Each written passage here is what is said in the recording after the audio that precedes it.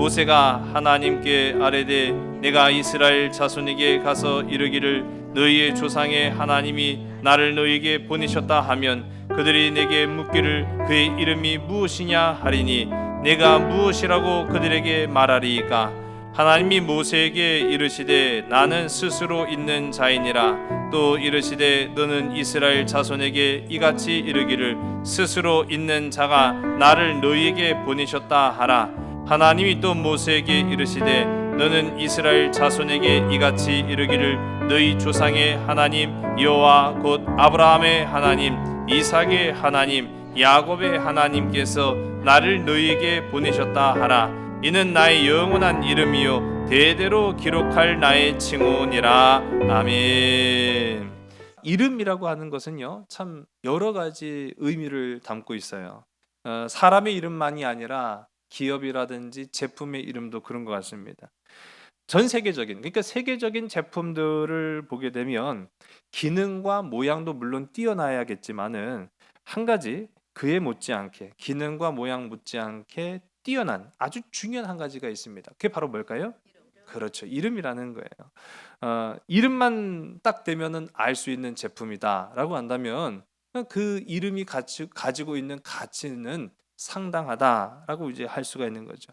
한번 테스트 한번 해볼까요? 우리 화면에 보시는 이게 뭘까요? 아, 이거 펩시 아닌가요? 그렇죠.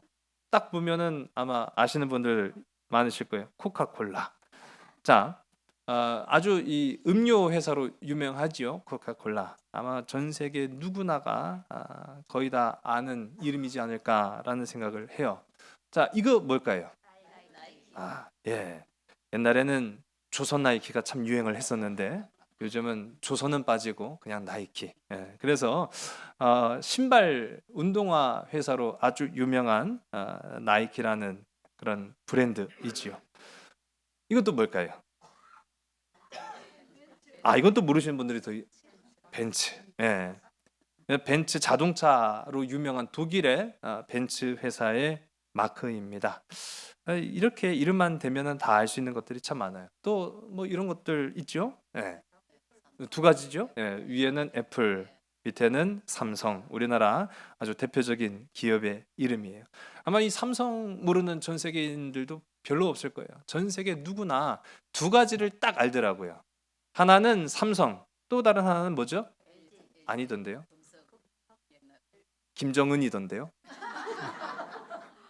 아니 외국 나가면은 너 어디서 왔냐? 한국에서 왔다. 코리아다 그러면은 김정은 그러더라고요.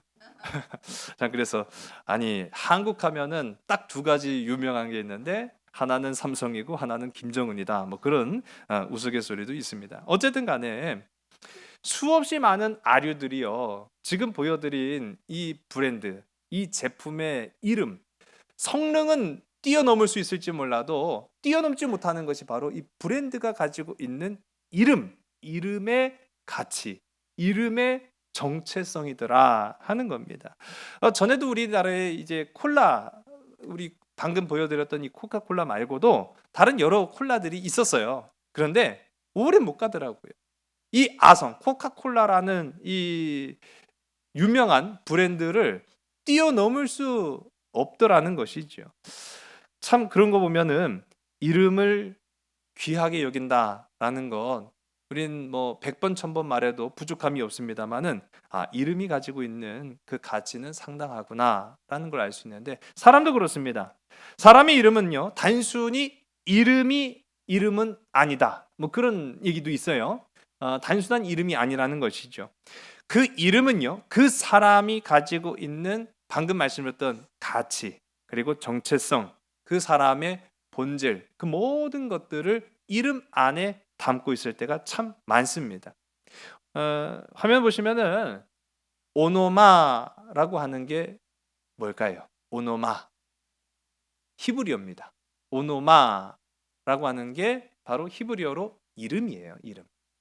이름을 오노마라고 하는데 이 이름을 나타내는 히브리어 오노마의 이 원래 단어, 이 원어지요. 이 원어를 밑에 보시면은 기노스코라고 말합니다. 근데 이 기노스코라는 헬라어예요, 헬라어. 근데 이 기노스코라는 이 헬라어의 단어의 뜻을 보게 되면 알게 되다라는 겁니다. 알게 되다. 그러니까 그 사람의 이름만 들어도 그 사람이 어떤 사람이구나 라는 것을 대략적으로 알게 된다라는 겁니다. 그래서 오노마라고 하는 말은 알려준다라는 거예요. 내 이름, 나의 본질, 나의 정체성을 내가 너에게 알려주겠다. 그걸 무엇으로? 이름으로 알려주겠다라고 할 때 오노마라고 이야기를 합니다. 오늘 우리가 함께 다루는 이 말씀 속에 나타나는 등장인물이죠. 모세. 모세 또한 그 이름 속에 담겨져 있는 의미, 가치, 본질이 있습니다. 그 본질을 가지고 모세라고 하면 구원자, 하나님께서 이스라엘 백성을 구원하시기 위해 사용한 사람, 딱 그렇게 알 수 있는 거 아니겠어요? 물에서 건진 사람, 그 물에서 건진 사람이 하나님의 구원의 역사에 도구가 되었다라고 하는 그런 부분들도 이름만을 놓고 우리가 알 수 있게 되는 겁니다. 재미있는 사실은요, 이름이라는 것은 사실 나를 위해 존재하는 게 아닙니다. 이름은 나를 위해 존재하는 게 아니라, 그렇죠, 나를 위해 존재하는 것이 아니라 불려지기 위해 존재하는 거예요. 누군가 내 이름을 부르고 나의 본질을 알게 하기 위해서 존재하는 것이 이름, 즉 오노마다라는 것입니다. 오늘 사람들에게 불려지는 존재일 뿐만 아니라 오늘 저와 여러분 하나님께 불려지는 존귀하고 아름다운 가치를 가진 이름들이 다 되시기를 주의 이름 간절히 소원합니다. 나의 이름은요, 단순한 이름이 아니라 하나님께서 부르시는 자녀의 이름이다 라는 거죠. 그러면 달라지는 거예요. 내 인생의 의미가, 목표가 달라지게 된다라는 것이죠. 최초의 인류였던 아담이 가장 먼저 한 일도 제가 전에도 한번 말씀드렸는데 무엇이었죠? 바로 이름을 짓는 것이었어요. 예, 아담을 창조하셨는데 그 아담이 제일 먼저 한 것이 바로 이름 짓기였습니다. 아담이 부르는 대로 그 에덴 동산에 있는 사물이라든지 동물들이 이름이 붙기 시작한 거예요. 고유명사가 대명사가 된 겁니다. 기린 하면 기린이 된 거고요. 호랑이 하면 호랑이가 되는 거예요. 사슴 하면 사슴이 되었다라는 것을 우리가 이제 창세기의 이 부분들을 통해서 함께 살펴봤죠. 또 여기에 보면은요, 이름이 담고 있는 놀라운 비밀이 있는데 제가 이거 창세기 때도 말씀드렸습니다. 이름을 짓는 자가 그 이름에 뭐가 된다고 했죠? 그렇죠. 소유자가 된다. 주인이 된다라고 말씀드렸어요. 이거 아주 굉장히 중요한 부분입니다. 하나님 우리를 창조하셨고 그 창조된 우리 인간들로 하여금 이 세상을 살아가면서 마주하는 모든 만물들에게 이 아담이 이름을 짓게 하셨어요. 그 말인즉슨 다스리고 정복하라. 잘 하나님의 피조 세계를 네가 잘 관리를 해라라고 하는 그런 의미도 담겨져 있다라는 겁니다. 하나님은 아담을 창조하실 때 생기를 불어넣어 주셨습니다. 생기가 있기 전에는 그것은 사람일 수가 없었어요. 그저 닮은 형체에 불과했죠.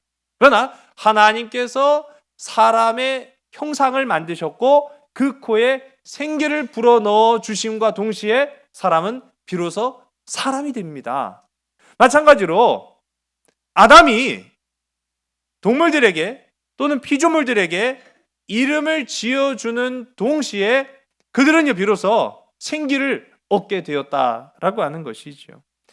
또한 우리가 성경 가운데 보면은 예수님께서도 그 제자들의 이름을 변화시키시는 그런 장면들을 우리가 보게 되지요. 우리 요한복음 1장 42절의 말씀을 우리 화면을 함께 보고 읽습니다. 시작. 데리고 예수께로 오니 예수께서 보시고 이르시되 내가 요한의 아들 시몬이니 장차 게바라 하리라 하시니라. 게바는 번역하면 베드로라. 아멘.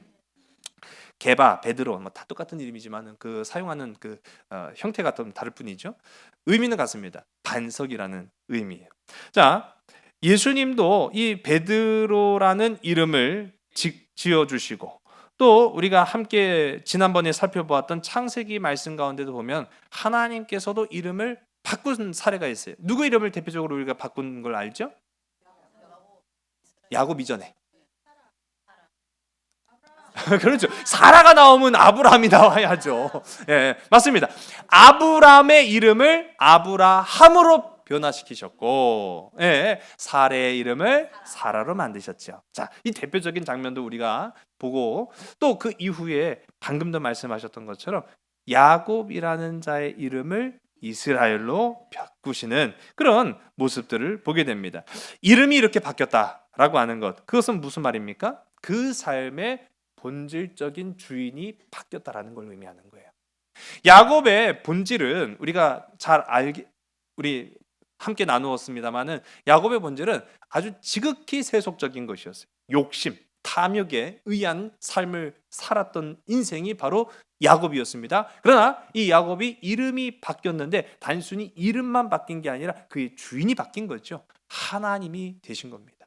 그의 주인, 그의 본질도 하나님이 되신 겁니다. 그래서 그의 정체성이 이제 달라졌음을 우리 지난 시간에 함께 또한 보았습니다. 자, 오늘 우리가 함께 읽은 이 말씀 가운데도 보면은 모세라는 이 등장인물, 지난 시간에 함께 살펴본 것처럼 40년은 애굽의 왕자로서 어떻게 보면 호의호식하고 살다가 도망자가 되어서 미디안 광야로 넘어간 이후로부터는 또 40년간 미디안에 보잘것없는 양치기로 그 세월을 나그네와 같이 지내는 그런 모습들을 우리가 함께 살펴봤습니다. 자, 그러나 그 40년, 그러니까 그의 나이가 80여 세가 되었을 때 하나님께서 불타는 떨기나무로 그를 부르시고 그에게 사명을 부어주셨습니다. 출애굽이라는 놀라운 하나님의 역사의 한 그 현장에 서게 하시는 모습들을 우리가 봅니다. 오늘 우리도 마찬가지입니다. 우리 한 사람 한 사람 각자 개인, 가정, 직장, 일터 모든 삶의 처소마다 하나님은 우리를 모세와 같이 부르셔서 그 역사의 현장 한 가운데 우리를 세우시는 줄로 믿으시기 바랍니다. 그리고 우리는 가정의 사명자들이고요, 우리는 직장과 일터의 사명자들입니다. 우리는 우리 세상의 사명자들입니다. 그렇게 하나님이 우리를 부르셨는 줄로 믿으시기 바랍니다. 그리고 하나님께서 사명을 부어주실 때 그냥 부어주신 게 아니죠. 가라! 내가 반드시 너와 함께 있으리라. 하나님은 우리와 함께 하시는 줄 믿으시기 바랍니다. 아니 뭐 이 정도 있으면 게임 끝난 거 아니겠어요? 아니 하나님이 함께 하신다는데, 하나님이 도우시겠다는데, 하나님이 역사하시겠다는데, 그런데 모세의 반응은 조금 우리가 의외네 라고 이제 생각하는 그런 부분들이 있었죠. 의문을 하나님 앞에 제기합니다. 우리 13절, 오늘 우리 함께 읽은 본문의 말씀도 마찬가지죠. 우리 13절의 말씀을 함께 읽습니다. 시작. 모세가 하나님께 아뢰되 내가 이스라엘 자손에게 가서 이르기를 너희의 조상의 하나님이 나를 너희에게 보내셨다 하면 그들이 내게 묻기를 그의 이름이 무엇이냐 하리니 내가 무엇이라고 그들에게 말하리까. 아멘. 자, 오늘 이 말씀을 보게 되면은요, 아니 그럼 하나님, 일단 내가 간다고 칩시다. 그럼 가서 40년 만에 돌아온 내가 뭐라고? 너희의 조상의 하나님께서 나를 부르셔서 너희의 인도자로 세우셨고 너희를 구출할 구원자로 삼으셨다라고 한다면 그들이 누가 보냈는데? 라고 묻는다고 할 때 내가 뭐라고 대답합니까? 네가 뭐라고 답을 합니까? 라고 물어요. 한마디로 말하면 그들이 하나님의 이름이 뭔데, 하나님이 하나님이지 뭐 하나님의 이름이 또 따로 있나요? 그래 안 그래요? 안 그래요? 자, 우리 한번 그걸 좀 살펴봅시다. 아니 하나님은 하나님이에요. 그런데 그들이 굳이 묻기를 그 하나님이 누군데? 그 하나님이 누군데? 라고 물을 때 내가 뭐라고 대답합니까? 내가 당신이 누군지를 내가 잘 아는 것도 아니고 지금까지 연구한 것도 아닌데 내가 뭐라고 답을 합니까? 하고 지금 이 모세는요, 사명을 부어주기 위해 부르신 하나님 앞에 당신의 이름이 무엇입니까? 라고 물어요. 자, 그런데 사실 이렇게 부정적인 반응인 것 같은 이 모세의 태도는요, 오늘 본문 말씀만 해당되는 게 아니라 우리 지난 시간의 말씀에도 보면은 이런 부정적인 그런 태도와 반응이 반복되었음을 우리가 보는 거죠. 우리 11절 말씀인데요. 우리 지난 시간에 함께 살펴봤던 11절의 말씀 보겠습니다. 모세가 하나님께 아뢰되 내가 누구이기에 바로에게 가며 이스라엘 자손을 애굽에서 인도하여 내리까. 아멘. 자, 우리 40년 전의 사건으로 한번 돌아가 봅시다. 40년 전에 이 모세라는 사람은요, 아주 어떻게 보면은 그 사명감이 막 꽉 차 있었던 거예요. 나는 지금 애굽의 왕자로서의 그 편안한 안락한 신분으로 살고는 있지만 나는 본질상 히브리인이다. 언젠가는 내가 이 히브리인들을 위해서 무언가를 좀 해야겠는데 그럼 내가 어떻게 하면 좋을까라는 그런 생각을 하다가 압제당하고 있는 히브리인을 완력으로 힘으로 구해주죠. 그 구해주는 과정 속에서 어떤 사건이 발생하게 됩니까? 그렇죠. 살인을 했죠.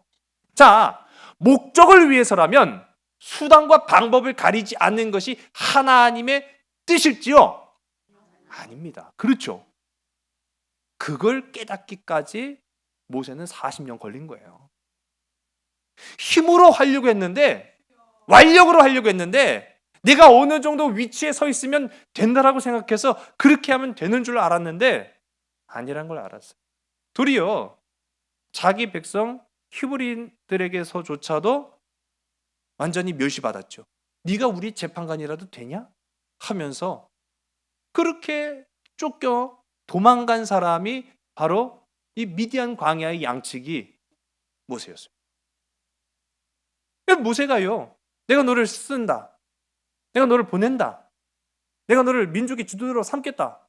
40년 전에 그 트라우마가 아직까지도 해결하지 않은 거예요. 아유, 내가 무슨 뭐 재판장이라도 됩니까?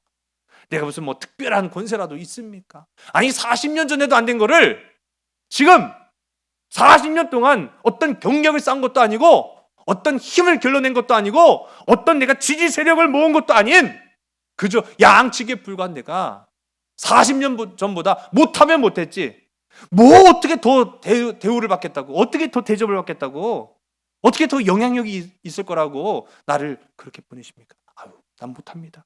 그런 반응이었단 말이에요. 그게 우리 지난 시간에 함께 살펴봤던 11절의 말씀의 내용이에요. 나는 못합니다. 내가 어떻게 합니까? 내가 누구길래요? 자, 이 11절의 말씀의 핵심을 보게 되면 바로 이겁니다. 내가 누굽니까? 아니, 내가 누군지 몰라요? 근데 모세가요, 40년 전에는 아는 줄 알고 있어요. 자기가. 나는 내가 누군지 알고 있는 줄 알고 있어요. 그렇게 알고 있었어요. 그런데 그 사건 이후로 보니까 나도 내가 누군지 잘 모르겠는 거예요. 내가 히브리인인지, 내가 애굽의 왕자인지, 내가 도대체 뭔지 잘 모르겠는 거예요. 그렇게 40년을 미디안 광야에서 지내다 보니까 어떻게 보면은 더욱 자신감이 사라진 겁니다. 만일 자신의 삶 속에서 어떠한 기반을 닦고 있었던 사람이라고 한다면 당신 누굽니까? 라고 했을 때 확실하게 나를 표현하죠. 네 이름은 뭡니다. 나는 어떤 직업을 가지고 있습니다. 나는 어떤 사람입니다. 근데 모세는 자신 없었어요. 그래서 묻습니다. 내가 누굽니까? 내가 누구길래요? 난 누굽니까? 자, 나는 누구입니까? 라고 묻고 오늘 말씀에서는 그럼 당신은 누구십니까? 라고 물어요. 오늘 우리 함께 읽은 말씀에 나오는 이 대표적인 두 가지 질문입니다. 나는 누구입니까? 당신은 누구십니까? 우리 한번 따라해 볼까요? 나는 누구입니까? 여러분 한번 스스로에게 한번 마음속으로 답해 보시기 바랍니다. 나는 누구인가? 나는 어떤 사람인가? 나는 어떠한 정의를 스스로 내릴 수 있는 사람인가? 라고 한번 생각해 보세요. 그리고 오늘 이 시간 나를 부르신 하나님이 계셔서 오늘 이 말씀의 자리 가운데 나와 있지 않습니까? 그렇다고 한다면 여러분 하나님을 아십니까? 하나님을 얼마나 아십니까? 그렇게 했을 때 우리도 모세보다 못하면 못했지 더 나을 것 같지는 않거든요. 하나님 누구십니까? 당신의 이름은 무엇입니까? 자, 우리 이와 같은 비슷한 사건들을 우리 이전 말씀에서도 함께 살펴볼 수가 있어요. 우리 창세기 32장 27절서부터 29절의 말씀을 우리 함께 화면을 보시고 있습니다. 시작. 그 사람이 그에게 이르되 내 이름이 무엇이냐? 그가 이르되 야곱이니이다. 그가 이르되 내 이름을 다시는 야곱이라 부를 것이 아니요 이스라엘이라 부를 것이니 이는 내가 하나님과 및 사람들과 교류로 이뤘음이니라. 야곱이 청하여 이르되 당신의 이름을 알려 주소서. 그 사람이 이르되 어찌하여 내 이름을 묻느냐 하고 거기서 야곱에게 축복한지라. 아멘. 자, 우리가 이 지난 시간 함께 창세기를 통해서 살펴봤던 야복 강가에서의 야곱의 모습이었죠. 야복 강가에서 자기 형이 나를 죽일 것 같은 이 아주 절박한 상황 속에 가지도 못하고 또 뒤로 후퇴하지도 못하고 우물쭈물하면서 그 야복 강가에서 혼자 앉아 있습니다. 그리고 자기 식솔들은 먼저 또 보냈어요. 아이 참 이렇게 부끄럽고 창피한 경우가 어디 있습니까? 내가 앞장서야 될 가장의 역할을 감당해야 될 이 야곱이 가장의 역할을 제대로 감당치도 못하고 자기 식솔들 먼저 보내놓고 자기는 그 밤이 깊도록 끙끙 앓고 있었단 말이에요. 자, 그때 하나님의 천사가 야곱과 느닷없이 겨루어 씨름을 하는 장면들을 우리가 보지요. 자, 밤이 새도록 씨름을 하다가 해가 뜨려고 했는데 이 야곱의 이 오기가 대단했던 것 같아요. 그래서 이 야곱을 도무지 이길 수가 없는 그런 상황에 이르자 이 야곱의 환도뼈를 어긋나게 하는 그런 장면들 우리가 보았습니다. 자, 그럼에도 불구하고 야곱은 포기 안 했죠. 야곱은 포기하지 않고요. 그 하나님의 천사 그 바짓가랑이를 붙잡고 놓아주지 않습니다. 자, 그때 묻죠. 내 이름이 뭐냐? 아니, 갑자기 이렇게 그냥 확 들어오는 거예요. 아니, 생각해 보세요. 지금까지 밤이 새도록 씨름한 사이인데 이름도 모르고 씨름을 했네요. 그러니까 알고 보니까 느닷없이 그렇게 씨름을 하긴 시작했는데 또 묻는 그 상황도 좀 애매해요. 우리가 뭐 그렇잖아요. 뭐 다툼을 막 한참을 하다가 뭐 한참을 다툼을 하고 있는 와중인데 네 이름이 뭐냐라고 묻는 것도 그것도 좀 애매하지 않겠습니까? 자, 그런데 이런 상황에 네 이름이 뭐냐라고 물어요. 자, 야곱은 뭐라고 대답했죠? 야곱이 대답하지 않았어요? 네. 물었을 때 뭐라고 대답했죠? 그렇죠. 야곱이니이다. 야곱인데요. 라고 이야기를 해요. 자, 야곱도 굉장히 당황스러웠을 거예요. 아니, 이름을 물어볼 타이밍은 사실은 아니거든요. 근데 왜 갑자기 이름을 물어보는가라고 생각했는데 누가 내 이름을 물어봤던 적이 있었을까라는 그런 어떻게 보면은 머릿속에 스쳐 지나가는 생각이 불현듯 이 야곱의 머릿속에 들어왔을지도 모릅니다. 지금까지는 야곱의 이름을 모르는 사람이 없었죠. 사실은 다 알고 그를 불렀거나 그렇게 했는데 내 이름을 물어본 사람이 있었나라고 생각해 보니까 있더라고요. 야곱의 이름을 물은 적이 있습니다. 우리 창세기 27장 18절과 19절의 말씀인데요. 우리 먼저 18절의 말씀을 보겠습니다. 시작. 야곱이 아버지에게 나아가서 내 아버지여 하고 부르니 이르되 내가 여기 있노라. 내 아들아 네가 누구냐? 아버지가 부를 때에 그때 물어본 적이 있었단 말이에요. 사실 이 아버지는 야곱에게 심부름을 시켰죠? 누구에게 심부름을 시켰죠? 누구죠? 그렇죠. 예, 야곱이 아니라 에서에게 심부름을 시켰단 말이에요. 그런데 돌아온 이 아들의 목소리가 좀 많이 달라요. 저희 애가 얼마 전에 감기에 들었는지 목이 아파가 죽겠다고 아침에 낑낑대는 거를 그냥 간신히 학교를 그냥 보냈어요. 그랬더니 웬걸요 오후쯤이 돼가지고 방과후를 해야 되는데 학교에서 전화가 왔대요. 근데 처음에는 학교에서 걸려온 전화인지도 모르고 여보세요 하고 전화를 받았는데 거기 누구죠? 라고 하는데 전 도무지 누군지를 몰라가지고 예, 전화 오신 분은 누구십니까? 라고 했더니 제가 바로 은율이에요. 그러는 거예요. 그래서 아무리 봐도 은율이가 아닌데 아니 장난인가? 그래갖고 은율인가요? 라고 했더니 예, 제가 은율입니다. 그러는 거예요. 아니 목소리가 제가 알던 은율이 목소리가 아니에요. 그래서 아, 얘가 진짜 목이 아프긴 아프구나. 그렇게 했는데 그날 저녁에 아니, 아빠는 왜 전화 받을 때 모르는 사람한테 전화 받는 것처럼 목소리가 달라지냐고. 야, 난 네 목소리인 줄 몰랐다. 내가 그랬거든요. 어떻게 보면은 내 자식인데도 내 목소리를 몰라볼 수 있더라고요, 보니까. 심부름을 시킨 건 에서였지만 돌아온 건 야곱이었습니다. 그가 아무리 형의 목소리를 흉내낸다고 할지라도 아버지도 뭔가 느낌이 좀 있을 거 아니에요.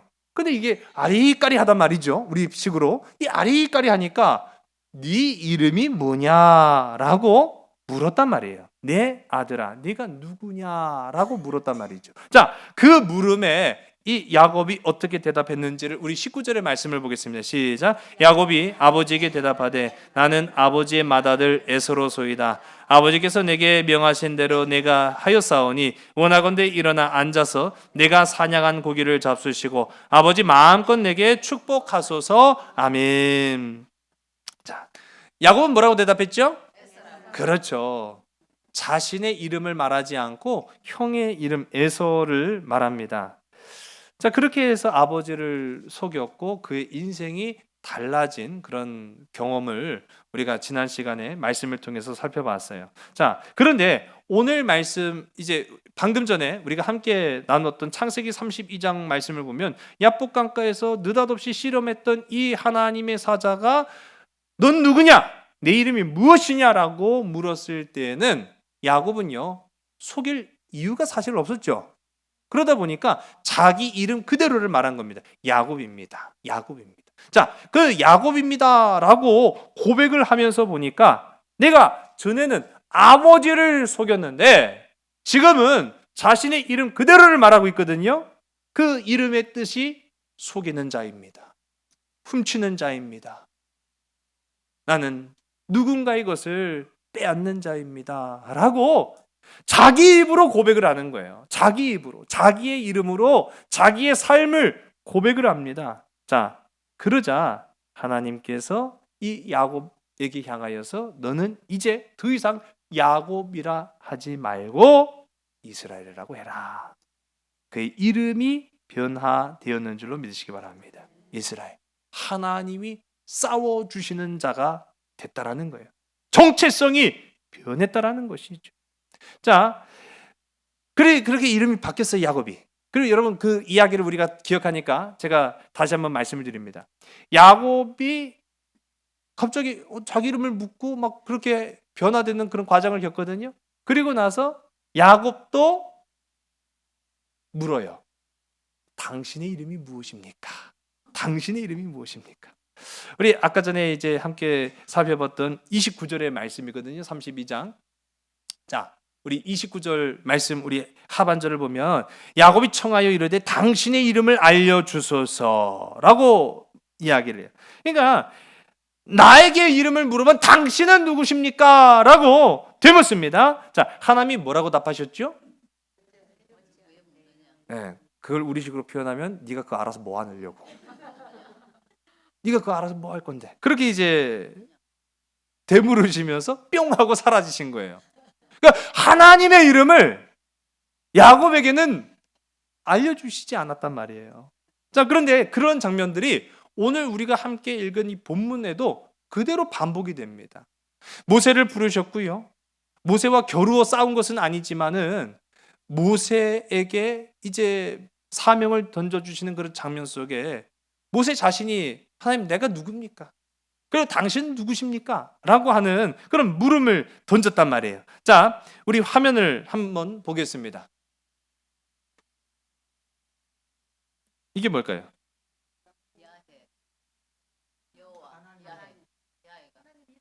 그렇죠. 이게 다 하나님의 이름이에요. 성경 속에 나타나는 하나님의 이름이에요. 이 히브리어로 표현하면 맨 위에 보시는 바로 그것이고요.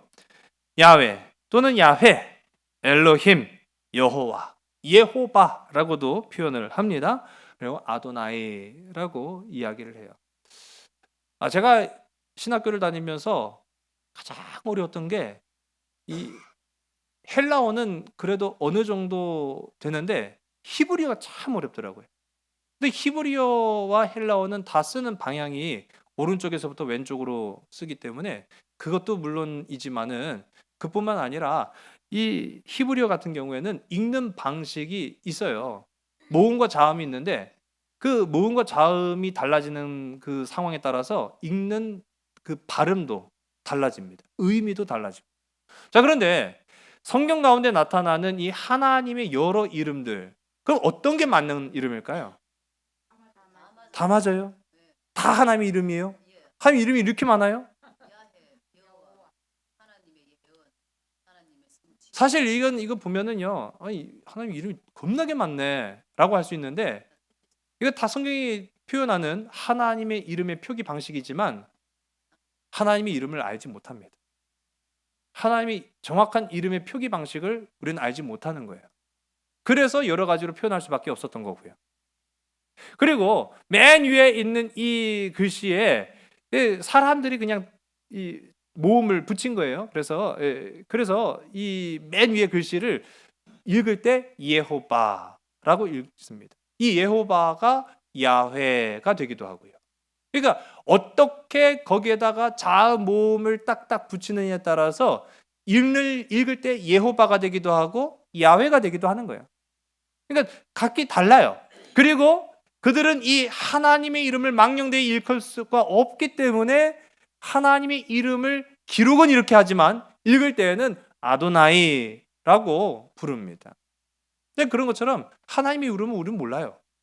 그런데 오늘 분명한 한 가지, 하나님의 그 이름을 모세에게 알려주십니다. 나는 그렇죠, 스스로 있는 자다라고 하시면서 자신의 이름을 밝히시며 또한 나는 스스로 있는 자다 말고 또 뭐라고 말씀하셨죠? 오늘 본문 가운데 여호와라고 말하는 거예요. 여호와. 우리가 이제 표기 방식을 이제 여호와라고 이렇게 했지만은 정확한 것은 알 수 없다라는 것을 이제 우리가 이해하면 되고, 이 성경 표기상 여호와라고 하나님이 모세에게 알려주십니다. 자, 우리 오늘 본문 말씀 14절의 말씀을 함께 해보겠습니다. 하나님이 모세에게 이르시되 나는 스스로 있는 자이니라. 또 이르시되 너는 이스라엘 자손에게 이같이 이르기를 스스로 있는 자가 나를 너에게 보내셨다 하라. 아멘. 사람은요, 원인이 있어야 결과가 있습니다. 나라는 존재가 지금 있기까지는 나의 삶에 과거가 있었기 때문에 가능한 것이고, 나라는 생명의 존재가 있기 이전에는 어떤 방식으로도 나를 존재할 수 있는 그런 힘과 능력이 나에게는 없어요. 거슬러 올라가자 치면은 내 육신의 어머니와 아버지의 만남을 통해서 오늘의 내가 지금 이 땅 가운데 살아 숨쉬며 존재하고 있다는 겁니다. 그러니까 내 생명은요, 근원으로부터 비롯됐다라는 거죠. 그런데 오늘 우리가 함께 읽은 이 말씀 가운데 보면 하나님이 자신을 표현하는 그 방식 중에 보면 나는 스스로 존재하는 자다라고 말하고 있어요.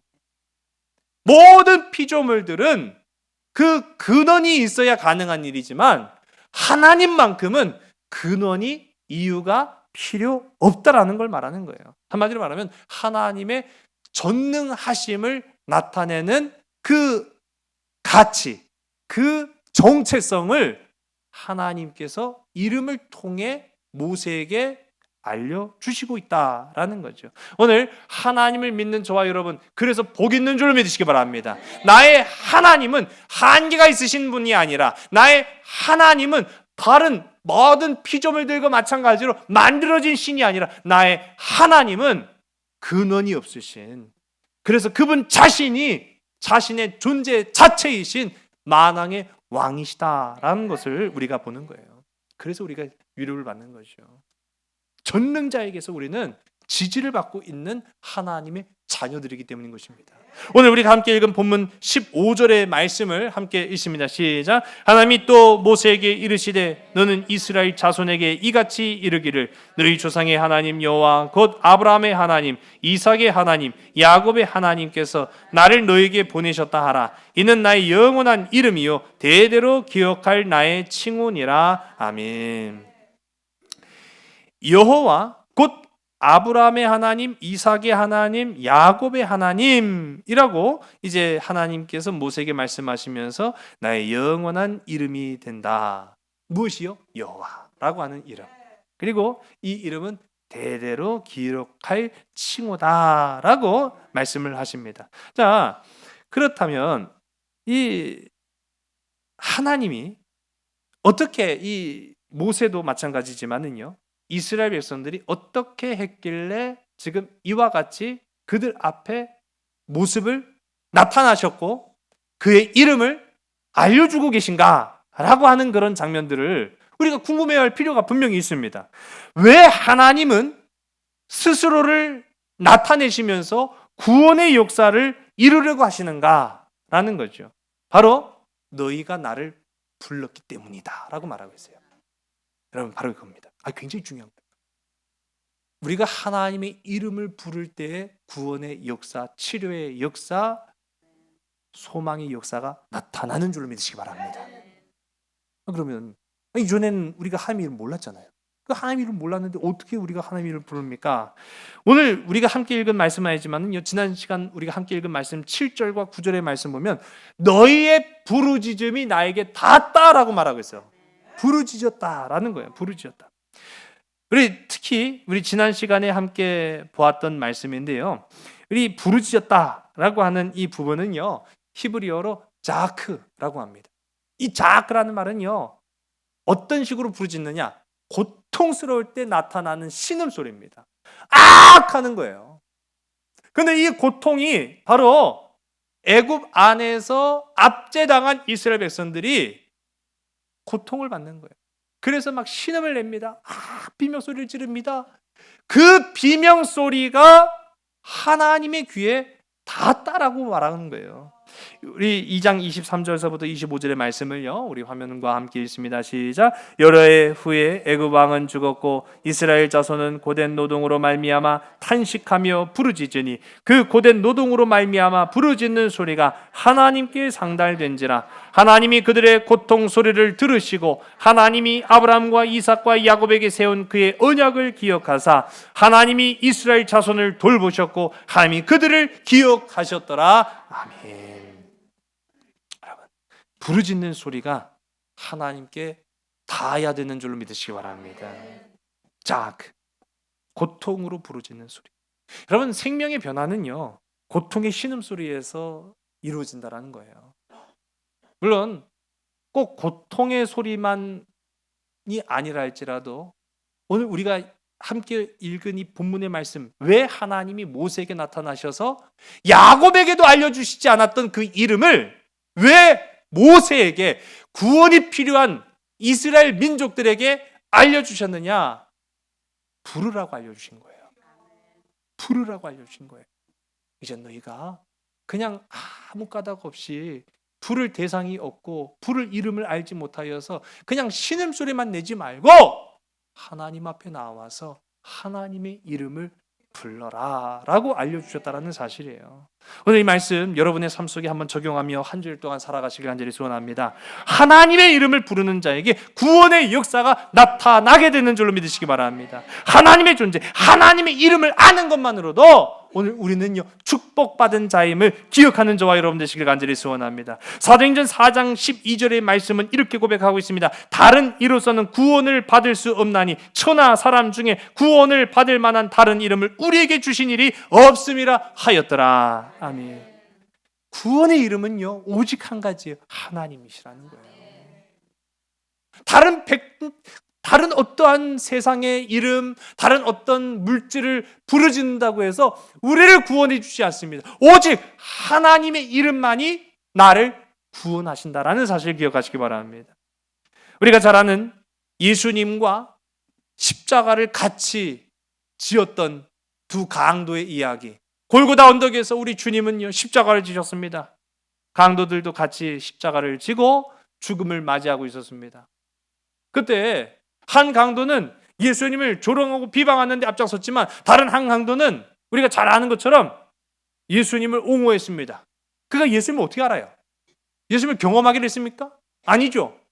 그러나 이 강도는 예수 그리스도의 이름 안에 소망이 있음을 고백하였는 줄로 믿으시기 바랍니다. 누가복음 23장 42절과 43절의 말씀을 보면 이와 같습니다. 이르되 예수여 당신의 나라에 임하실 때에 나를 기억하소서 하니. 아멘.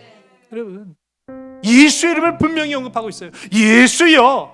여러분, 예수라고 하는 이름도 여호와, 예슈와, 예호바 다 같은 의미에서 파생한 거거든요. 그러니까 예수여 나를 구원하시는 분이요 당신의 나라, 그 당신의 나라가 어디입니까? 낙원이죠. 천국이에요. 당신의 나라에 임하실 때 나를 기억하소서.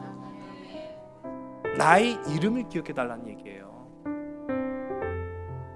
나는 당신의 이름을 고백합니다. 당신의 이름을 압니다. 나는 당신을 믿습니다. 나의 구원자가 되시는 예수님, 나의 이름도 기억해 주시옵소서라고 고백합니다. 예수님께서 이렇게 답하셨죠. 43절의 말씀입니다. 예수께서 이르시되 내가 진실로 내게 이르노니 오늘 내가 나와 함께 낙원에 있으리라 하시니라. 아멘. 내가 나와 함께. 지금 강도는요 당신의 나라라고 말했어요. 나의 나라라고 고백하지 않았어요. 아직 나의 나라가 안 된 거잖아요. 그런데 어떻게 예수님께서 바꾸셨습니까? 네가 나와 함께라는 말로 바꾸셨어요. 나의 나라에 넌 못 들어와, 그게 아니잖아요. 네가 나와 함께. 이제 이 낙원은 나의 것이 아니라 너의 것이다 라고 말하고 있는 거예요. 나와 함께 낙원에 이를 것인데 그때 내가 너를 기억하리라 라고 하신 거. 여러분, 기억한다. 하나님의 구원은요 기억에서 출발합니다. 나를 향하신 구원하심의 약속에서 출발합니다. 하나님의 이름을 아는 게 그래서 중요하다는 거예요. 하나님의 이름을 부르짖는 자는 하나님께서 그를 향하신 구원의 약속, 그를 향하신 회복의 약속을 기억하시고 반드시 실행으로 옮기시는 줄로 믿으신 여러분 되시기 바랍니다. 요에서 2장 32절의 말씀은 이와 같이 말합니다. 누구든지 여호와의 이름을 부르는 자는 구원을 얻으리라. 할렐루야. 여호와의 이름을 간절함으로 부르시고 여호와의 이름 안에 귀하고 아름다운 능력이 있음을 기억하시고 그 세상 어떤 것과도 비교할 수 없는 가치, 그 어떤 것과도 비교할 수 없는 생명, 그 어떤 것과도 비교할 수 없는 능력이 예수 그리스도의 이름에 있음을 기억함으로 세상 가운데, 가정 가운데, 직장 가운데, 일터 가운데 여러분의 삶 속에서 승리함을 이루어 나아가는 복된 저와 여러분 우리 모두가 다 되기를 주의 이름 간절히 소원합니다. 기도하시겠습니다. 아버지 하나님, 갈급한 우리 심령 주님 앞에 나아갑니다. 세상을 향해 나아간들 네게 소망을 주지 않습니다. 육체의 소망도 구원의 소망도 영생의 소망도 세상 가운데 있지 않음을 우리가 알기에 주님 앞으로 나아갑니다. 나의 구원의 하나님, 생명의 여호와, 나를 이끄시는 예수 그리스도 오직 한 분만이 나를 이끄시고 생명으로 변화시키시며 나의 삶에 아름다운 가치와 정체성을 허락하시는 살아계신 하나님이심을 오늘 이 시간 우리가 깨닫습니다. 이제 이 모세가 그 가치를 알고 세상을 향하여서 구원의 역사를 선포하였던 것처럼 오늘 이 시간 우리도 하나님의 이름을 알고 세상을 향하여 나아가서 가정과 일터와 우리 모든 삶의 터전 속에 오직 영원하신 하나님의 이름을 부르고 구원함의 역사가 나타나는 우리 모든 믿음의 지체들, 믿음의 가정들, 믿음의 사명자들이 다 될 수 있도록 인도하여 주시옵소서. 힘과 능력을 더하여 주시길 간절히 소원하오며 참사랑 되시는 예수 그리스도의 이름으로 감사하며 간절히 기도드리사옵나이다. 아멘. 창조의 사랑이 나를 빚은